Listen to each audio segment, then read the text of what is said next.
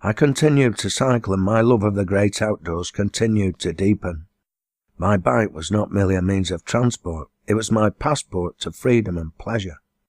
Other members of my class and generation had motorbikes and even cars, but I had little interest in either. Why should I? I wanted to not only discover the world in which I lived, but to be a part of it. A car was a perfectly good way to travel from A to B, but I wasn't interested in arriving at B or anywhere else. It was the journey in between that was important to me. I needed the scent of the hedgerows and grass verges replete with wild flowers in my nostrils, to hear the sough of the wind and feel the soft drizzle or hard rain on my face, to witness the sight of my shadow alongside or in front of me, as if it were racing with me as I speeded downhill or toiled up the other side. I thirsted for wide open vistas of mountain and moorland, pasture and meadow, blue sky and dark scudding clouds. I needed to escape from the squalor and the bustle of city life and savour a cleaner and quieter, more natural world where I could recharge my batteries, ready for another day's creative labour.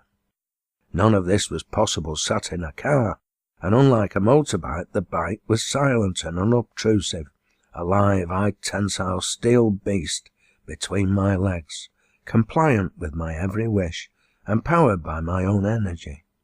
Riding a bike is a bit like having sex, and you can enjoy it on your own or with a group of like-minded people. Cycling with a touring club is tantamount to an orgy, and with a racing club even more so. Moreover, unlike sex with a human partner, the bike never complains if you come to a halt too suddenly, and never admonishes you for wanting to go faster or further.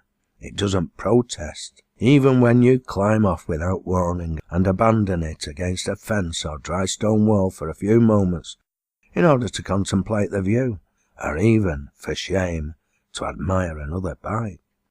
If you want to take risks, it will respond accordingly, and if you want to dawdle, it remains patience itself.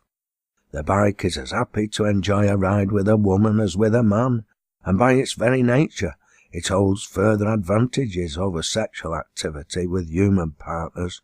It doesn't require any form of contraception, although occasional lubrication, particularly of moving parts, is definitely advisable.